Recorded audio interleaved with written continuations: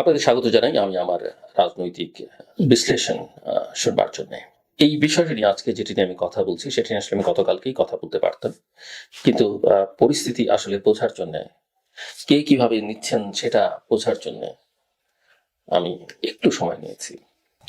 লন্ডনের বৈঠক, প্রফেসর মোহাম্মদ ইউনূস এবং তারেক রহমানের মধ্যে বৈঠক গোটা বাংলাদেশের কৌতূহল ছিল। বৈঠক শেষে যেটা পাওয়া গেছে সেটা হচ্ছে যে বিএনপি নেতা কর্মীদের মধ্যে এক ধরনের উচ্ছ্বাস আলহামদুলিল্লাহ বলে তারা প্রকাশ করতে শুরু করেছেন। অনেকে নির্বাচনী প্রচারণাও শুরু করে দিয়েছেন, সেটাও আমরা মোটামুটি ভাবে লক্ষ্য করলাম। কেউ কেউ এটাকে সংঘাত এড়ানোর ক্ষেত্রে একটা বড় অর্জন বলে দেখছেন, কিন্তু আমি পুরো বিষয়টাকে যেভাবে দেখি সেটা হচ্ছে যেটা আমি অনেক সময় বলি যে professor Mohammad Yunus Nobel laureate, গোটা পৃথিবীর মানুষকে তিনি কথার মায়াজালে মুগ্ধ করেছেন। বাংলাদেশের জন্য, তার নিজের জন্য যথেষ্ট সম্মান এবং গৌরব তিনি নিয়ে এসেছেন। এখন সরকার প্রধান তিনি। প্রফেসর মোহাম্মদ ইউনূসের সরকারের দিক থেকে এই বৈঠকটির ক্ষেত্রে উৎসাহ প্রকাশ করা হয়। বিএনপির পক্ষ থেকে, বিশেষ করে বিএনপি ভারপ্রাপ্ত চেয়ারম্যান পক্ষ থেকে তাতে সাড়া দেওয়া হয়। দ্বিধা ছিল কিনা জানি না, তবে এই সাড়া দিয়ে যে মিস্টার তারেক রহমান এটি ভালো কাজ করেছেন সেটা আমি সম্ভবত আগেও বলেছি আপনাদের। আর না হলে যেটা হতো যে তারেক রহমানকে একটু অ্যারোগেন্ট হিসেবে প্রচার করবার একটা মৌকা সরকারের দিক থেকে বা সরকার সমর্থকরা পেয়ে যেতেন। আলোচনায় তারেক রহমান যথেষ্ট সৌজন্যতা দেখিয়েছেন। প্রফেসর মোহাম্মদ ইউনূসের জন্য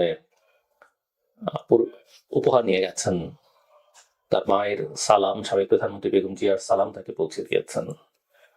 সবটাই হয়েছে, বাট যেখানটাতে সবাই খুশি সেখানটাতে আমি একটু ভীত সন্ত্রস্ত। আমার কাছে পুরো বিষয়টাতে মনে হয়েছে যে বিএনপি প্রাট, তারেক রহমান এখন মোস্ট ভালনারেবল। বাংলা করলে বিএনপি ফাঁদে পড়েছে আর তারেক রহমান একটা বড় ঝুঁকির মধ্যে পড়েছেন। কেন বলি? বিএনপি বলছে যে 12ই ফেব্রুয়ারি নির্বাচন হবে, অফিসিয়ালি ঘোষণা করা হয়নি, জয়েন্ট স্টেটমেন্টের মধ্যে সেটা নেই। আগের সপ্তাহে হবে এটা ধারণা করা গেছে যে রোজার আগের সপ্তাহে, মানে হচ্ছে রোজা 18 তারিখ থেকে শুরু হতে পারে, ফেব্রুয়ারি 12 তারিখে নির্বাচনটা হবে। এখন 12 তারিখে নির্বাচন হবে যেটা পত্রপত্রিকার খবর, ভেতরের খবর তো আমরা জানি না। দুই নেতা একসঙ্গে প্রায় 40 মিনিট কথা বলেছেন আমরা শুনেছি, প্রেস কনফারেন্স একটা যৌথ দেখেছি। কিন্তু যেটা জানা গেছে যে সেটা হচ্ছে যে বিএনপি বলেছে যে নির্বাচনটা রোজার আগে করবার প্রস্তাব। আমরা একদিন জানতাম যে বিএনপি ডিসেম্বরের মধ্যে নির্বাচন চাইছে এবং তারা মনে করে, বা মনে করতো বলা ভালো এখন, যে এই নির্বাচনটা আরো আগেই করা সম্ভব। বিএনপির অনেক নেতার বক্তব্য আমরা শুনেছি। প্রফেসর মোহাম্মদ ইউনূস তার সরকার ডিসেম্বর থেকে জুন বলেছেন। ডিসেম্বর থেকে জুন বললে ডিসেম্বরও হতে পারে, জুন মাসেও হতে পারে। ঈদের আগে জাতির উদ্দেশ্যে দেওয়া ভাষণে অন্তর্বর্তী সরকারের প্রধান উপদেষ্টা এটাকে এপ্রিলে প্রথমার্ধের কথা বলেছেন। এখন ধরা যায় যে বিএনপি যদি ধরেন আন্দোলন সংগ্রাম বাদ দিয়ে, চাপটাপ বাদ দিয়ে এপ্রিলেও রাজি হয়ে যেত, তাহলে দায় দায়িত্বটা সরকারের উপরে চাপতো। কিন্তু বিএনপি যখন রোজার আগে বলেছে চাইছে এবং সেটা ডিসেম্বর থেকে সরে গিয়ে চাইছে, এখন দায় দায়িত্ব অনেকখানি বিএনপিকেও নিতে হবে। কারণ একটা সমঝোতা দুপক্ষ মিলে, এবং দুপক্ষ মিলেই প্রেস কনফারেন্স করেছেন। এখন আসুন, যারা এত উচ্ছ্বাস আনন্দ প্রকাশ করছেন তারা এই যে যৌথ স্টেটমেন্ট, যেটা দলিল দুই পক্ষের, সেই দলিলটা ভালো করে পড়েছেন কিনা, বা ইন বিটুইন দ্য লাইন্স কি আছে সেটা বোঝার চেষ্টা করেছেন কিনা। যেমন ধরা যাক, বলা হয়েছে স্টেটমেন্টে নির্বাচনের সকল প্রস্তুতি শেষ হলে ফেব্রুয়ারি মাসে নির্বাচনটা হতে পারে।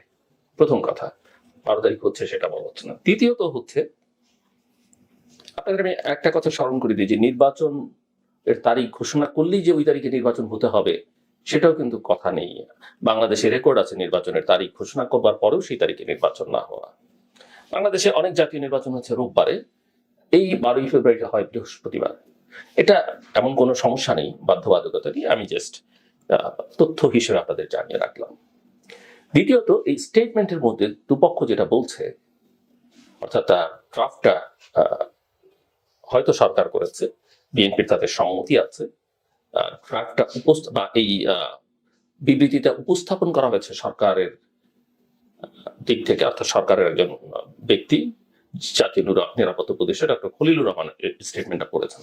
পাশে এসে আমির খসরু মাহমুদ চৌধুরী বসা ছিলেন, বিএনপির প্রধান উপদেষ্টা, প্রেস সেক্রেটারি ছিলেন, আরেকজন ছিলেন। সেখানে বলা হচ্ছে যে সংস্কার এবং বিচার কার্যে যথেষ্ট অগ্রগতি হলে এই নির্বাচনটা হতে পারে। আমার প্রশ্ন, এই 10 মাসে কি সংস্কার হয়েছে, আর পরের 10 মাসে যে হবে তার গ্যারান্টিটা কোথায়? বিচার কার্যে কি এমন গতি দেখলাম আমরা যে পরের 10 মাসে সেটা হবে? আমার প্রশ্ন, বিএনপি নেতাদের কাছে প্রশ্ন। আমার কাছে যেটা মনে হচ্ছে যে ডিসেম্বরের মধ্যে নির্বাচনের যে দাবি, সেটাকে আসলে বিএনপি যে মোমেন্টামটা তুলেছিল, এর মধ্যে সেনাপ্রধানের বক্তব্য আছে, অন্যান্য রাজনৈতিক দলের চাওয়া আছে, আমিও অনেকবার বলেছি, আমার মতো অনেকেই বলেছেন। বিএনপির এই চাওয়াটাকে, বিএনপি যেটা মোমেন্টাম তুলেছিল, সেটাকে আসলে ডিফিউজ করে দেওয়া হলো। এখন আমি আমার কথায় যাই যে আমি আগে বহুবার বলেছি, ডিসেম্বরের মধ্যে নির্বাচন না হলে বাংলাদেশে কবে নির্বাচন হবে? 31 ডিসেম্বরের মধ্যে নির্বাচন না হলে বাংলাদেশে নির্বাচন কবে হবে সেটা অনেক বড় প্রশ্নের মধ্যে। এই প্রশ্নের উত্তর খুঁজে বের করা একটু কঠিন হবে। নানানজন নানান স্বপ্ন দেখতে পারেন, বিএনপির মতো একটা বড় দল বলছে চাইছে, যেমন ধরেন বিএনপি বলছে চাইছে, বা আরো দল বলছে চাইছে, সেনাপ্রধান বলছেন, উনি বলছেন, এগুলো শুনে টুনে তো আমরাও বলেছি, আমাদের একটা অ্যানালাইসিসে। তো বিএনপির এই যে বিচ্যুতিটা ঘটলো, এই যে বিচ্যুতিটা বিএনপি ঘটালো, এতে করে নিঃসন্দেহে অন্যদের কোথাও তারা হতাশ করেছেন, অন্যদের সঙ্গে তাদের সংযোগটা খানিকটা শিথিল হয়েছে এই প্রক্রিয়ার মধ্য দিয়ে। অর্থাৎ অন্যদের বক্তব্যকে বিএনপি খুব একটা আমলে নেয়নি। তারা মনে করেছেন ডিলটা সরকারের সঙ্গে তারা সেরে ফেলতে পারছেন, পারলে ভালো হতো। তারা যদি এনশিওর করতে পারেন 12ই ফেব্রুয়ারি বাংলাদেশে একটা অবাধ, সুষ্ঠু, গ্রহণযোগ্য, অংশগ্রহণমূলক নির্বাচন হবে, সেটা যদি তারা নিশ্চিত করতে পারেন, নিঃসন্দেহে বাংলাদেশের প্রতিটি জনগণের মতো আমিও খুশি হব। কিন্তু আমি বলতে পারি যে তারা আসলে এটা পারবেন না। তারা গত 15 বছরে বহু ত্যাগ, বহু জেল, জুলুম, হুলিয়া, আত্মদান, খুনের শিকার হয়েও, এমনকি জুলাই আগস্টের অভ্যুত্থানে সবচেয়ে একক দল হিসেবে সবচেয়ে বেশি নেতাকর্মীকে হারিয়েও তারা কিন্তু সেই কৃতিত্ব নিতে পারেনি।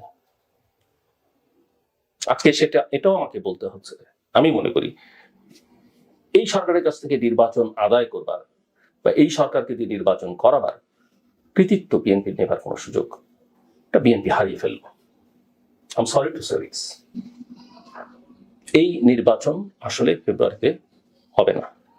আরেকটা কথা, ডাবলই নয়, আপনাদের স্মরণ থাকবার কথা যে বিএনপির পক্ষ থেকে 3 জন উপদেষ্টা, মানে প্রধানত 2 জন উপদেষ্টা এবং জাতীয় নিরাপত্তা উপদেষ্টা সহ 3 জনের পদত্যাগ চাওয়া হয়েছে, তাদেরকে উপদেষ্টা পরিষদ থেকে সরিয়ে দিতে বলা হয়েছে। সেটা বলবার পরে প্রধান উপদেষ্টার সঙ্গে এক বৈঠকে একজন উপদেষ্টা আসিফ মাহমুদ সজীব ভুঁইয়া ছিলেন, বিএনপি সেই বৈঠকে ছিল, কিন্তু বিএনপি এটা আসলে বলতে পারেনি। আপনি যার পদত্যাগ চাইছেন তার সঙ্গে আলাদা বৈঠক করেন, সেটা হলো অন্য কথা। তো প্রধান উপদেষ্টার যার কাছে আপনি এই পদত্যাগ বা তাদেরকে সরিয়ে দেওয়ার দাবি করছেন, তার সঙ্গে মিটিংয়ে তার সঙ্গে আপনার কিভাবে করলেন, এটি নিয়ে প্রচুর আলোচনা সমালোচনা হয়েছে। লন্ডনে কি ঘটলো?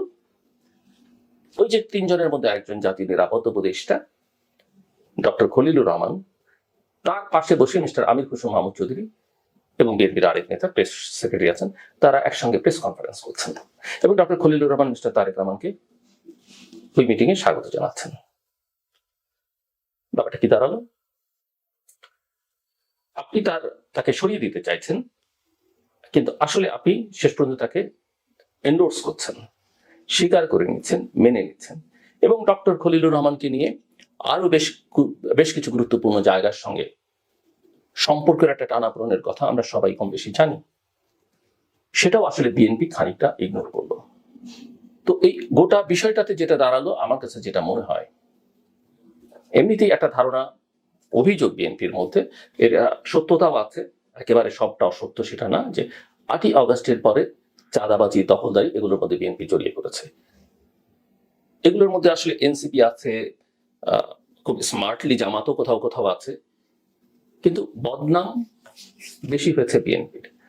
বিএনপি নেতাকর্মীরা করেছে তার প্রমাণ হচ্ছে বিএনপি তাদের অনেকের বিরুদ্ধে ব্যবস্থা নিয়েছে, অনেককে শোকজ করেছে, কাউকে বহিষ্কার করেছে, কিন্তু তারপরে এটা অস্বীকার করবার কোনো সুযোগ নেই। কিন্তু একই সঙ্গে বিএনপির বিরুদ্ধে প্রোপাগান্ডা হয়েছে, কারণ একটা ক্ষমতাসীনদের একটা বড় অংশ বিএনপিকে প্রধান প্রতিপক্ষ ভাবে। সেই বিবেচনা থেকে সময় যত যাবে এই অভিযোগ, এই কর্মকাণ্ড বাড়তে থাকবে। বিএনপি নেতাকর্মীদের অনেকের কাছে নির্বাচনটা এখন খুব গুরুত্বপূর্ণ না, কারণ তাদের সহায় সম্পদ করা, ব্যবসা বাণিজ্য করা, এটা করলেই তাদের অনেকে হ্যাপি। তারা মনেই করছেন যে ক্ষমতায় এসে গেছেন, ক্ষমতার চর্চা করছেন। এখন এই প্রশ্নটা তো সামনে আসবেই, যেতে তাহলে এই ঘটনাটা ঘটলো কেন? ইতিমধ্যে বিএনপি চেয়ারপারসন বেগম খালেদা জিয়ার নাম এসে, যে তিনি তাদেরকে নির্দেশ দিয়েছেন সরকারের সঙ্গে কোনো সংঘাতে না জড়াতে, কথাবার্তা উত্তম পরামর্শ, নিঃসন্দেহে উত্তম পরামর্শ, কিন্তু রাজনীতিতে কখনো কখনো চাপ তো দিতেই হয়। আর এটা বুঝতে কারো বাকি থাকবার কথা নয় যে এই সরকার আসলে ফাংশন করছে না, ডেলিভার করছে না। গত 10 মাসের সংস্কার শব্দটা তার উচ্চারণ করেছেন, সংস্কারের সও তারা করেননি। এবং আমি তো শিওর যে 11টা কমিশন করা হলো, সংস্কার কমিশন, তার মধ্যে যে কয়টা গুরুত্বপূর্ণ কমিশন রিপোর্ট দিয়েছে, সেই রিপোর্টের কোনো কপি পৃষ্ঠা উল্টে পাল্টে সরকারের সর্বোচ্চ ব্যক্তি থেকে গুরুত্বপূর্ণ ব্যক্তিরা দেখেছেন বলে তো আমার মনে হয় না। আমি জেনে বুঝে বলছি, কিন্তু কাউকে ছোট করবার জন্য যেভাবে খোলামেলা বলা উচিত আমি সেটা বলছি না। সংস্কার হয়নি। বিচার কি হয়েছে? বিচারের কিছু আওয়ামী স্টাইলে গায়েবী মামলা হয়েছে, কিছু মামলা হয়েছে যেখানে অপরাধী নেই, নিরপরাধদের নাম ঢুকিয়ে দেওয়া হয়েছে, এবং খুবই দুর্বল। অথচ এত মামলা, এত কিছুর দরকার ছিল না। এই অপরাধীদের প্রত্যেককে একটা একটা মামলা দিয়ে, একটা দুটো মামলা দিয়ে কিন্তু এদের বিচার কাজ শুরু করা যেত, এবং ভালোভাবে ভবিষ্যতে এটা শেষও করা যেত। কিন্তু সেখান থেকে বাংলাদেশ অনেকখানি দূরে আছে, এবং এই সরকার সেটা করেছে। তো সব মিলিয়ে যেটা যেটা আমার কাছে মনে হয় যে 12 তারিখ হবে না, দেখেন এরকম অনেক ঘটনা করতে পারে। করোনার আওয়াজ উঠেছে, করোনার অজুহাত দিয়ে বাংলাদেশের সরকার এগুলো নানাভাবে সব তথ্যপত্র ম্যানিপুলেট করে, একটা কিছু দেখিয়ে নির্বাচন পিছিয়ে দিতে পারে। রোজার 1 মাস আগে, 1 সপ্তাহ আগে এমন একটা পরিস্থিতি তৈরি করে, তখন তার আপনার কোনো উপায় থাকবে না, হয়তো নির্বাচন পিছিয়ে যাবে, আপনি কিছু করতে পারবেন না, এবং পেছতে পেছতে কোথায় গিয়ে ঠিক আপনি নিজেও বলতে পারবেন না। কারণ সরকারের এটা স্পষ্ট যে এই তারিখ ঘোষণার সঙ্গে অন্য ছোটখাটো রাজনৈতিক দলের প্রভাব স্পষ্ট। কোন রাজনৈতিক দলকে সরকার নিজেই প্রতিষ্ঠা করতে চাইছে সেটাও স্পষ্ট। আবার যদি ধরেন এমনও হয় ফেব্রুয়ারি মাসে নির্বাচন, জানুয়ারি মাস থেকে জানি আমরা ভোটার তালিকা তৈরি করা হবে, মার্চ মাসে ভোটার তালিকা আনুষ্ঠানিকভাবে প্রকাশ করবার কথা। এখন কেউ যদি কোনো কারণে ঠুনকো যুক্তি, এই ভোটার তালিকা শুরু হয়েছে, নতুন ভোটারদের নিয়ে তো নির্বাচন করতে হবে, এটা ঠিক না, বা কোর্টে গেলে, আমাদের কোর্ট অনেক ভালো ভালো কাজ করে, আবার আমাদের কোর্টে আদালতে বিচার বিভাগ অনেক দুর্বল বা বিতর্কিত কাজের নজিরও সাম্প্রতিককালও আছে, অতীতে তো ভুরি ভুরি নজির আছে। একটা অজুহাত দিয়ে, এবং সরকারের তো প্রভাব মুক্ত সবকিছু নয়, একটা অজুহাত দেখিয়ে নির্বাচনটাকে কিন্তু পিছিয়ে যাওয়া সম্ভব, আরো অনেক রকমের পরিস্থিতি তৈরি করা সম্ভব। এবং কোনো পরিস্থিতি তৈরি করা বিএনপির পক্ষে সম্ভব না হলেও ছোটখাটো অনেকের পক্ষে সম্ভব, এবং বিএনপির আসলে সেই সক্ষমতা আছে কিনা সেটা একটা বড় প্রশ্ন। আর এই সরকার নিরপেক্ষ কিনা এই প্রশ্ন বিএনপি তুলেছে, কিন্তু আজকে কি তারা নিরপেক্ষ মনে করে কিনা সেই পরিষ্কার বক্তব্য তাদের কাছে আমরা শুনিনি। এই সরকার একটা ভালো নির্বাচন করবার জন্য ক্যাপাবল কিনা, যেখানে প্রফেসর মোহাম্মদ ইউনূস নিজে বলছেন যে এখন তো নির্বাচন হলে রিগিং হবে, ব্যালট বাক্স ছিনতাই হবে, পুলিশ তৈরি না, অ্যাডমিনিস্ট্রেশন সরকারকে সহযোগিতা করছে না। তারা কিভাবে নির্বাচনটা করবেন সেটা আমি বুঝতে পারছি না আগামী 10 মাসে, 12 মাসে, 14 মাসে। কারণ 10 মাসেই তারা কিছু করতে পারেনি। কাজে এই প্রশ্নগুলো থাকলো। এখন কি হতে পারে? আমার ধারণা যেভাবে দেশ চলছে, যেভাবে সরকার প্রধান থেকে শুরু করে নানান জনের বিরুদ্ধে মানুষের নানা রকমের বক্তব্য যে তারা এই ব্যবসা করছেন, ওই ব্যবসা করছেন, ওই দুর্নীতির সঙ্গে জড়িয়ে এই উপদেষ্টা এটা করছেন, প্রত্যেকের আমলনামাই তো তৈরি হচ্ছে। সরকারের সঙ্গে সংশ্লিষ্ট প্রভাবশালী রাজনৈতিক শক্তিগুলো নানা রকমের অপকর্মের সঙ্গে, দুর্নীতির সঙ্গে যুক্ত। কিভাবে দেশে ব্যবসা বাণিজ্য এখন স্থবির হয়ে গেছে, অর্থনীতির চাকা থমকে আছে। বাংলাদেশ ব্যাংক থেকে শুরু করে নানা জায়গার কর্মকর্তারা কিভাবে নানা রকমের ক্রিয়াকর্মের সঙ্গে যুক্ত হয়ে পড়ছেন, এগুলো তো সোশ্যাল মিডিয়াতে বেশ কিছু কিছু তথ্য প্রমাণাদি সহ আছে। এগুলোর নিষ্পত্তি কি হবে? এগুলো যখন বেরোতে থাকবে, প্যান্ডোরাস বক্স যখন ওপেন হবে, আর যখন এই ফাঁদে বিএনপি পা দিয়ে ফেলেছে এবং অন্য স্টেক হোল্ডারদের কথা একেবারেই বিবেচনায় না নিয়ে বিএনপি যখন নিজে নিজে এই সিদ্ধান্তটা নিয়ে ফেলেছে, তখন ধরা যাক এমন একটা পরিস্থিতি হলো এই সরকার নিজেই আর এক্সিস্ট করছে না বা থাকতে চাইছে না। ধরা যাক উপদেষ্টারা নাই, প্রফেসর মোহাম্মদ ইউনূসের পদত্যাগের কথা আমরা মাঝখানে একবার শুনলাম, আবার সেরকম কোনো ইস্যু সামনে চলে আসছে, এবং তখন যদি একটা পরিস্থিতি তৈরি হয় যে দেশে একটা নিরপেক্ষ নির্বাচন করতে হবে এবং নির্বাচনকালীন নির্বাচন করবার জন্য ওই রকম পরিস্থিতিতে একটা কিছু আমরা দেখি, একটা সরকার দেখি বা পরিবর্তিত, এগুলো নিয়ে করিডোরে অনেক আলোচনা আছে, এবং তখন সেই ভালো নির্বাচন করবার জন্য আওয়ামী ফ্যাসিস্ট অলিগার্স করাপ্টদের বিরুদ্ধে যেমন কারণ নিরপেক্ষ নির্বাচনের স্বার্থে সেটা জরুরি হবে, যারা দায়িত্বে আসবেন যদি আসেন কেউ, তাদের পেছনে যেমন চড়াও থাকবেন। বিএনপি, জামাত, এনসিপি যারা গত 10 মাসে নানা কিছুর সঙ্গে যুক্ত হয়ে পড়েছেন, তারাও কিন্তু দৌড়ের মধ্যে থাকতে হবে, কারণ একটা নিরপেক্ষ অ্যাডমিনিস্ট্রেশনের সেটাই কাজ। বিএনপি সেটা কতখানি সামাল দিতে পারবে? আমি যেটা বোঝাতে চাইছি, তাকে আসলে অনেক কিছু বুঝতে হবে, পলিটিক্সটা বুঝতে হবে, বাস্তবতাটা বুঝতে হবে। সেটা না করে তার একলা চলনীতি, এবং বিএনপি তো তার মিত্ররাও সবাই তার সঙ্গে এখন আছে, সেটা তো দেখা যাচ্ছে না। এই বিষয় নিয়ে আমি আগামীকালকে বা অন্য আরেকদিন কথা বলবো যে মিত্রদের আসলে কতখানি দরকার। এই অ্যালায়েন্স পলিটিক্স নিয়ে আমার অনেকদিন ধরে আমি এই বিষয়ে খুবই ইতিবাচক মনোভাব নিয়ে আমি এটা নিয়ে কথা বলবো। কিন্তু তারপরও এই যে নুরুল হক নূর, গণ অধিকার পরিষদের নেতা, ডাকসুর সাবেক পিপি, বিএনপির নেতারা চিঠি দিয়ে বললেন যে তারা এই কয়েকজন নেতাকে তাদের এলাকায় যেন বিএনপি কোনো সমস্যা তৈরি না করে। নূর এই যে 2-3 দিন আগে এলাকায় গেলেন এবং তাকে ঘিরে যা করা হলো, গাড়ি করে দেয়া, অফিস পুড়িয়ে দেয়া, তাকে বাধার সৃষ্টি করা, আক্রমণ করা, এগুলো কি খুব ভালো কিছু? এগুলো কি বিএনপি মানুষের প্রতি কোনো আস্থা অর্জন, ভালোবাসা অর্জনের প্রক্রিয়া, বা তার মিত্ররা কি এটা কি খুব ভালোভাবে দেখবে? আমি বলবো বিএনপির ওই অর্থে এরকম মিত্র দরকার নেই, কিন্তু এই মিত্রদেরকে সে কিভাবে ব্যবহার করবে সেটা নিয়ে আমি আগামী দিনে হয়তো আজকে অনেক সময় নিয়ে নিয়েছি, আমি কথা বলবো। কিন্তু এটা বিএনপির ওই এলাকার যিনি আছেন তিনি নেতা ভালো কাজ করেন। আমরা এটা নিয়ে খুব ভালো ব্যবস্থা, কঠোর ব্যবস্থা নেওয়া হয়েছে কিনা সেটা আমার এখন পর্যন্ত জানা নেই, আমার নজরে আসেনি। সো আমি যেটা স্পষ্ট করেই বলতে চাই, এবং আরেকটা কথা, শেষ কথা যেটা এটা বলতে চাই, সেটা হচ্ছে যে আমার কাছে কেন যেন মনে হচ্ছে, আমি নিজেই কথা বহুবার বলেছি, অনেকে হয়তো বিএনপির মধ্যে পছন্দ করেননি, যে বিএনপির দুটো ইমেজ আছে। একটা হচ্ছে বিএনপি চেয়ারপারসন বেগম খালেদা জিয়া, তিনি যতদিন বেঁচে আছেন, আল্লাহ তার হায়াত যতদিন দিয়েছেন, আমি চাই তিনি বিএনপির নেতৃত্বে যতক্ষণ না তিনি কারো কাছে পুরো দায়িত্ব হস্তান্তর করছেন ততক্ষণ পর্যন্ত তিনি থাকুক, তার ইমেজ অন্তত নেক্সট ইলেকশন পর্যন্ত তিনি থাকুন। আর বিএনপি মহাসচিবের ক্ষেত্রে আমরা এর আগে 3-4জন মহাসচিব করা হবে বা বদল হবার আলোচনা শুনেছি। আমি মনে করি যে বিএনপি মহাসচিবেরও এক ধরনের ইতিবাচক ভাবমূর্তি সমাজের সর্বস্তরে আছে, তিনিও অন্তত নির্বাচন পর্যন্ত যেন মহাসচিবের হয়ে থাকেন। কিন্তু এই বেগম জিয়া এটা বলেছেন এবং সে কারণেই লন্ডনের বৈঠক এটা হয়েছে, এটা একটা মিশ্র, এটা আসলে তিনি বলেছেন কিনা, বা তিনি যদি বলেও থাকেন এবং এই ফেব্রুয়ারির ব্যাপারে যদি তার কোনো দিক নির্দেশনা থেকে থাকে, কাদের পরামর্শে বেগম জিয়া বা কারা এটা তাকে দিয়ে করালেন সেটা একটু খতিয়ে দেখা দরকার।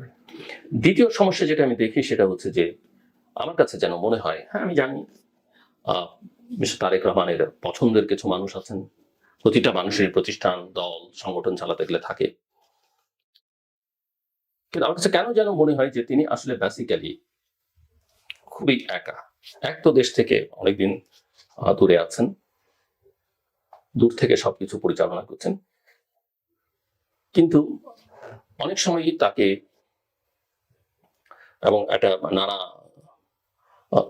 সমস্যার মধ্য দিয়ে তিনি গত কয়েকটা বছর তার গেছে, অনেক ক্ষেত্রে তিনি কনফিউজড হয়ে যান, তাকে কনফিউজ করে ফেলা হয় এবং তিনি সঠিক রাজনৈতিক সিদ্ধান্ত গ্রহণের ক্ষেত্রে তাকে যে ধরনের পরামর্শ সুপরামর্শ দেওয়া উচিত বা দেওয়ার জন্য যে টিম, সেই টিমের মধ্যে কোনো ইউনিটি আছে বলে আমার কাছে মনে হয় না। এবং সেক্ষেত্রে নানানজন নানানজি যার যার স্বার্থে এবং পুরো দলের মধ্যে একটা বড় অংশই বলা যেতে পারে নিজস্ব ব্যক্তি স্বার্থের বিবেচনা করেই আসলে চলছে দল দেশ। এই ভাবনাটা মিস্টার তারেক রহমান বা বেগম জিয়া যতখানি থাকুক না কেন, তার দলে এখন কতখানি আছে সেটা আসলেই ভাবা দরকার। এবং এটা ছিল না বলি আওয়ামী লীগের একটা করুণ পরিণতি আমরা দেখেছি। আর ওই যে জামাত, ব্যবসা বাণিজ্য যাই করুক না কেন সব কিন্তু দল কেন্দ্রিক, আর এদেরটা হচ্ছে ব্যক্তি কেন্দ্রিক। এটা হচ্ছে একটা বড় সমস্যা। এখন জামাতের ওই যে দল কেন্দ্রিক বলার মধ্য দিয়ে এটা কোনো ইতিবাচক বার্তা না, কিন্তু এখন আমার নাগরিক হিসেবে দেখবার বিষয় হচ্ছে যে তার ওই দলটা, তার দলের ওই আদর্শ কর্মকাণ্ড আমি পছন্দ করি কিনা, আমার দেশের জন্য সেটা কল্যাণকর কিনা, আমাকে সেভাবে দেখতে হবে। এনসিপি এখন তো তার গঠনতন্ত্র নেই, ঘোষণাপত্র নেই, রেজিস্টার দল না, এটা নিয়ে বেশি আলোচনা করবার কিছু না। তারা একটা প্লেয়ার, ছোটখাটো, কিন্তু তাদের পেছনে যে শক্তিটা, তাদের একটা পলিটিক্স আছে এবং সেই পলিটিক্সটা কিন্তু আমাদের জন্য বিপজ্জনক। তাদের সঙ্গে জামাতেরও একটা সম্পর্ক আছে, আমরা সেটা জানি। তো এই এই জায়গাটাতে সবকিছু মিলিয়ে আমার কাছে বিএনপির ভারপ্রাপ্ত চেয়ারম্যানকে আমার কাছে মনে হয় যে তিনি খুবই একটা ভালনারেবল, ঝুঁকিপূর্ণ অবস্থানে আছেন।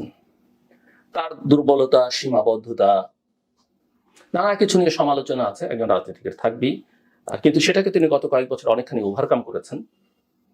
সেজন্য অনেকে তাকে সাধুবাদও জানান, এমনকি তার প্রতিপক্ষ রাজনৈতিক দলগুলো তাকে সাধুবাদ জানায়, আমরাও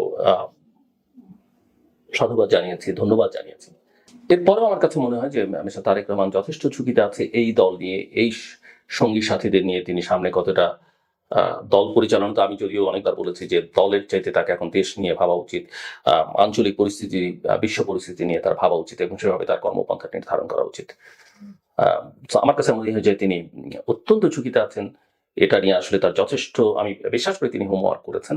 এবং আমি বিএনপি করি না, বিএনপি কোনোদিন করবো না, কিন্তু এটা কেন বলছি, এটা আমি দেশের স্বার্থেই বলছি। বড় বড় রাজনৈতিক দল আসলে এদের উপরেই ভবিষ্যৎ করে, ছোট ছোটদের নিয়ে অত বেশি কথা বলে কোনো লাভ নেই। আর বিএনপি আওয়ামী লীগের উপরেই ঘুরে ফিরে বাংলাদেশের রাজনীতি ভবিষ্যৎ এটা আবর্তিত হচ্ছে। তো সেই জায়গায় এটা অত্যন্ত চিন্তার বিষয় যে মিস্টার তারেক রহমান আসলে কিভাবে পরিস্থিতি এদের নিয়ে সামাল দেবেন, এবং যে কারণে বিএনপির অনেক সিদ্ধান্ত তার নিজের বিপরীতেই যায়।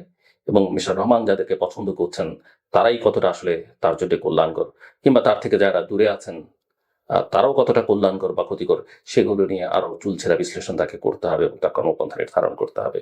তবে এই বিষয়ে আমার মূল কথা, শেষ কথা, আমি ডিসেম্বর 31-এর পরে নির্বাচন গেলে, সেটা ফেব্রুয়ারি হোক, এপ্রিল হোক, জুন হোক বা তারপরে, আমি আসলে কোনো নির্বাচন দেখি না, অনেকটা দিনের জন্য দেখি না। বাংলাদেশের পরিস্থিতি আরো খারাপ হবে। 31শে ডিসেম্বরের মধ্যে যদি কোনো কারণে নির্বাচনটা হয়, আমার ধারণা হয়তো ভালো একটা নির্বাচন হতে পারে, কিন্তু বিএনপি ইতিমধ্যেই যেসব মাইলেজ, যে অ্যাডভান্টেজ গুলো পেতে পারত, পাওয়ার সুযোগ তৈরি হয়েছিল, সেটা লন্ডন বৈঠকের মধ্য দিয়ে বিএনপি অনেকখানি সেখান থেকে পিছিয়ে পড়েছে। শেষ করবার আগে যে কথা সাধারণভাবে বলি, আমাদের সবার জন্য পরামর্শ, বাঙালির সম্পর্কে একটা ধারণা, বাঙালির সময় জ্ঞান খুব কম, কিন্তু সময়টা খুব গুরুত্বপূর্ণ। আপনি যে সময় চলে যায় সেটা আপনি ফেরত পাবেন না। শুধু পরামর্শ এটা এটুকু যে আপনি কোথাও যাবার কোনো নির্ধারিত সময় থাকলে, কোনো মিটিং এ যাচ্ছেন, কোনো অনুষ্ঠানে যাচ্ছেন, নির্ধারিত সময় যাবেন, সম্ভব হলে 5-10 মিনিট আগে যাবেন। কেউ থাকুক না থাকুক, আপনি কোনো অনুষ্ঠান করবেন, নির্ধারিত সময় শুরু করবেন, কেউ থাকুক কিংবা না থাকুক। এবং এটা করতে করতে দেখবেন একটা জায়গায় এসে আমরা পৌঁছতে পারছো। ওই যে ব্রিটেন নিয়ে এতক্ষণ আলোচনা করছিলাম, লন্ডন বৈঠক নিয়ে, ওই ব্রিটিশ টাইমটা বা ওয়েস্টের টাইমটা মেনটেন করুন। বাঙালির সময় দিয়ে, সময় অত্যন্ত গুরুত্বপূর্ণ এবং সময় নষ্ট করে ফেললে আসলে খুব ক্ষতিকর। হ্যাঁ, আপনি কোনো একটা মিটিং অ্যাটেন্ড করতে গেলেন, কেউ 10টায় টাইম দিয়েছে, দেখা গেল 10:30টায়, 11টায় শুরু হচ্ছে না, আপনি সেখান থেকে চলে আসেন, এই দায় আপনার না। যিনি ডেকেছেন বা যারা অর্গানাইজার তাদের দায়িত্ব। প্রতিটা ক্ষেত্রে, ঘরে বাইরে, সময়ানুবর্তিতা অত্যন্ত জরুরি জীবনের কল্যাণের জন্য, উন্নতির জন্য। আমার কথা শুনবার জন্য আপনাদের অসংখ্য ধন্যবাদ। আপনাদের সবার জন্য শুভকামনা।